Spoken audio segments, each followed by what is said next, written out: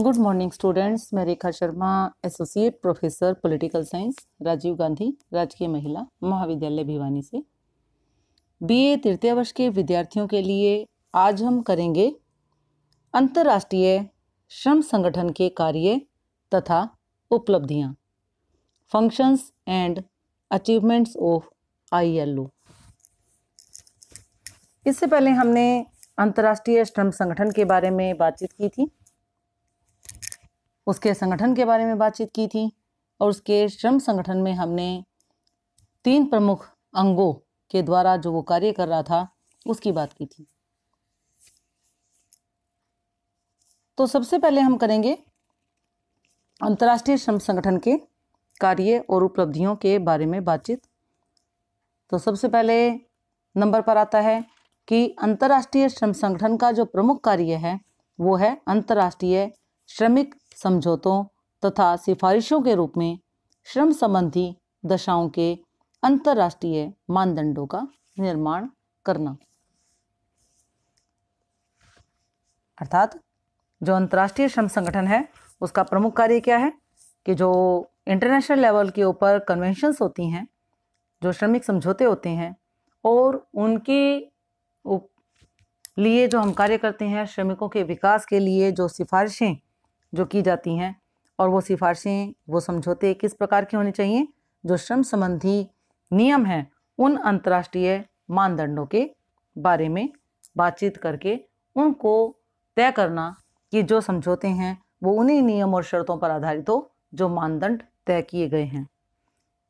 अर्थात हमारा कहने का तात्पर्य क्या है कि संसार में प्रत्येक देश तथा समाज के श्रमिकों के श्रम का मूल्य और महत्व समान हो तथा सामाजिक जीवन में उनके स्तर को अंतर्राष्ट्रीय मान्यता प्राप्त हो। संगठन के सदस्यों का दायित्व है कि वे अपनी सरकारों से इन समझौतों का रेक्टिफिकेशन करवाएं। रेक्टिफिकेशन उनका समर्थन। इन समझौतों और सिफारिशों को क्या कहा जाता है? अंतर्राष्ट्रीय श्रम संहिता, इंटरनेशनल लेबर कोड, के जिसमें श्रमिकों के लिए नियम और कानून बनाए जाते हैं कि उनके विकास के लिए कौन कौन से कानून बनाए जाएं ताकि जो कंपनी मालिक हैं, जो पूंजीपति हैं, वो उनके लिए कार्य कर सकें, ना कि उनका शोषण कर सकें। संगठन में जिन समझौतों और सिफारिशों को स्वीकार किया गया है उनमें से कुछ में श्रमिक स्वतंत्रता के अधिकार, दिन में 8 घंटे काम, वेतन की सुरक्षा और सवेतन अवकाश की व्यवस्था है।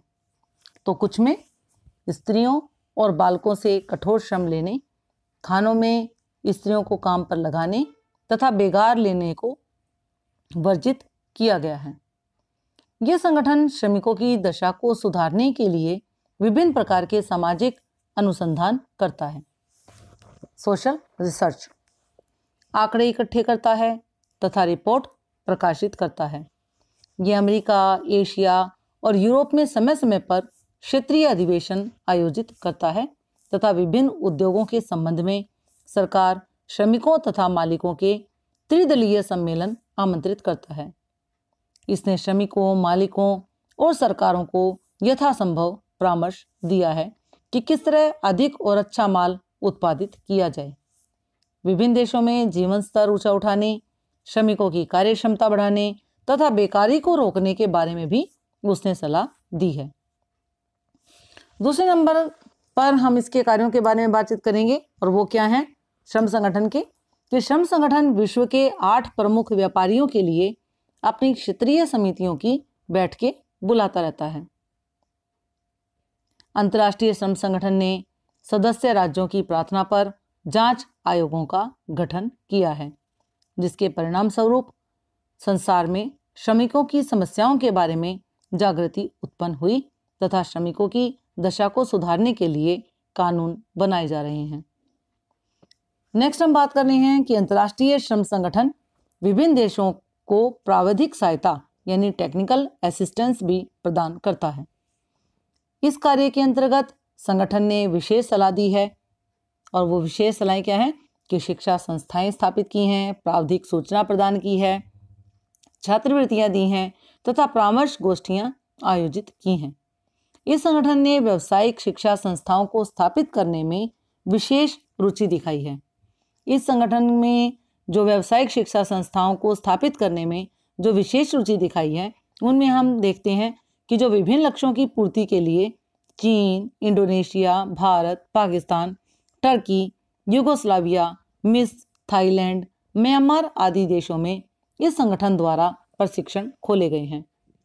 इसके अतिरिक्त अंतर्राष्ट्रीय श्रम संगठन ने एंडेन सहायता कार्यक्रम के अंतर्गत लैटिन अमेरिका के Colombia, Venezuela, Ecuador, Peru, Chile, Bolivia तथा अर्जेंटीना के 70 लाख मूल निवासियों का जीवन स्तर ऊंचा उठाकर उन्हें उनके अपने अपने राष्ट्र की मुख्य धारा में जोड़ने का प्रयत्न किया है।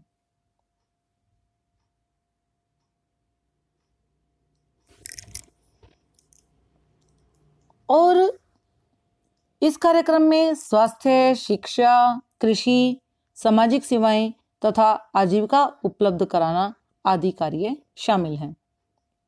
इस संगठन ने शरणार्थियों को फिर से बसाने में अत्यंत सफलता प्राप्त की है।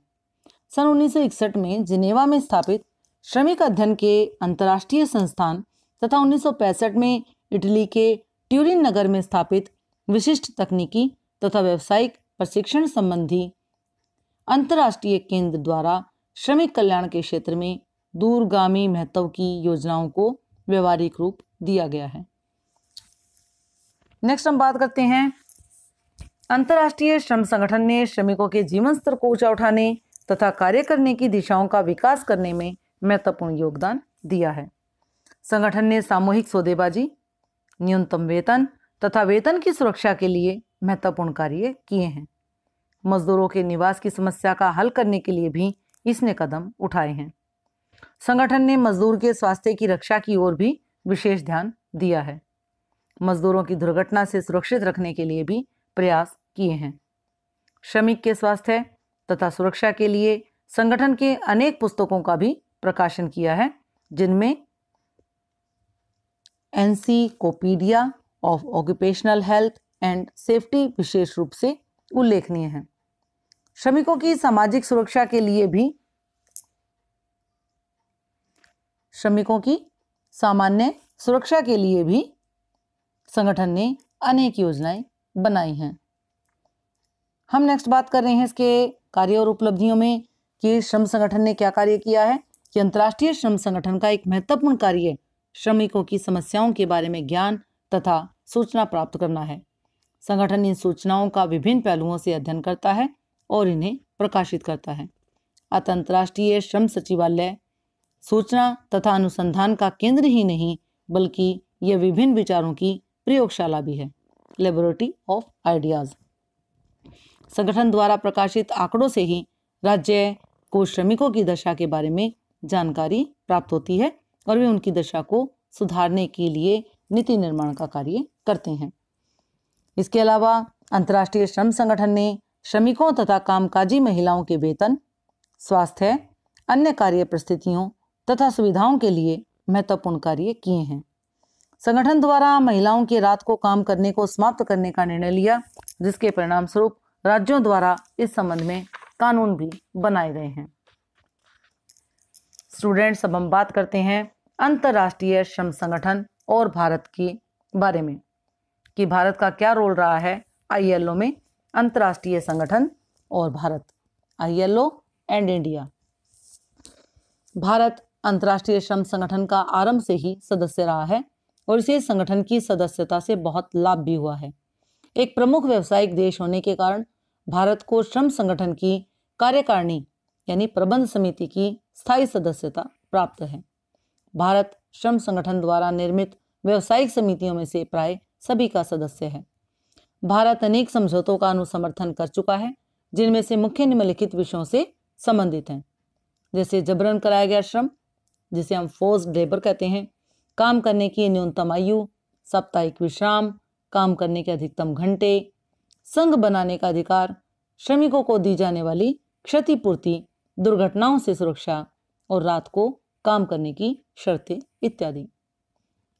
सन 1942 में भारत में जो त्रिपक्षीय अथवा त्रिदलीय सम्मेलन हुआ था वह श्रम संगठन के इस सिद्धांत पर आधारित था कि देश में औद्योगिक प्रगति व स्थिरता के लिए यह आवश्यक है कि सरकार, श्रमिक और मिल मालिक एक दूसरे के दृष्टिकोण को समझें और एकजुट होकर कार्य करें।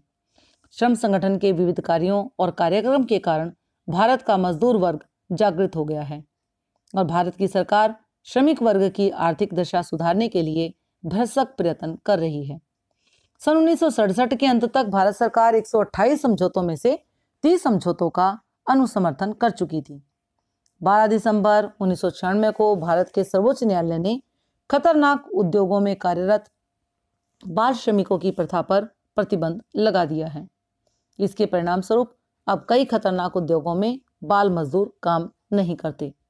जिन समझौतों का भारत ने समर्थन नहीं भी किया उसका अभिप्राय ये नहीं है कि भारत उनके विरुद्ध है। इस संबंध में भारत की अपनी कुछ कठिनाइयां हैं। अब हम इसका मूल्यांकन करेंगे। अंतर्राष्ट्रीय श्रम संगठन का एवल्यूएशन। यद्यपि अंतर्राष्ट्रीय श्रम संगठन ने श्रमिकों की दशा को सुधारने के लिए सराहनीय कार्य किए हैं, फिर भी कई लोगों द्वारा इसकी आलोचना की जाती है। सर्वप्रथम श्रम संगठन पर यह आरोप लगाया जाता है कि यह मुख्यतः एक यूरोपियन संगठन है। ये एशियाई तथा अन्य अविकसित देशों की अपेक्षा पश्चिम राष्ट्रों की ओर अधिक ध्यान देता है। दूसरे, यह संगठन इतने अधिक समझौते और सिफारिशों में अमल करता है कि उन्हें स्वीकार करना तथा उन सभी पर प्रभावशाली ढंग से अमल करना आज की जटिल राजनीतिक, आर्थिक, सामाजिक परिस्थितियों में संभव नहीं है। इसके अतिरिक्त सदस्य राज्यों द्वारा उनका अनुसमर्थन बहुत उत्साहवर्धक नहीं रहा है। कुछ राज्य ऐसे भी हैं जिन्होंने एक का भी अनुसमर्थन नहीं किया है। इस प्रकार से अब हम बात करेंगे निष्कर्ष की, कंक्लूजन की। हमने कार्य और उपलब्धियां देखी, हमने भारत का रोल भी देखा अंतर्राष्ट्रीय श्रम संगठन में और हमने इसका मूल्यांकन भी किया।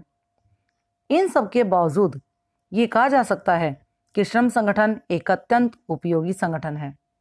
संयुक्त राष्ट्र संघ के विशिष्ट अभिकरणों में जितनी अधिक सफलता इसे मिली है उतनी शायद ही अन्य किसी एजेंसी को भी नहीं मिली है। अब ये एक विश्वव्यापी संस्था बन चुकी है। अतः भारत के भूतपूर्व राष्ट्रपति डॉक्टर राजेंद्र प्रसाद ने उसके अंतर्राष्ट्रीय श्रमिक सम्मेलन को श्रमिकों की विश्व संसद कहा है। श्री वी गिरी के मतानुसार राष्ट्रसंघ भले ही असफल रहा हो परंतु यह संस्था सफल रही है। तो स्टूडेंट्स, अब हम बात करेंगे अभ्यास के लिए महत्वपूर्ण प्रश्नों की। तो आप इंपॉर्टेंट क्वेश्चंस करेंगे। सबसे पहला क्वेश्चन आप करेंगे कि अंतर्राष्ट्रीय श्रम संगठन के उद्देश्यों, संगठन तथा कार्यों का वर्णन करें।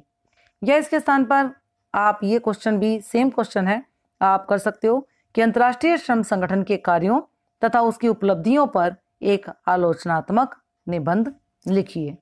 धन्यवाद।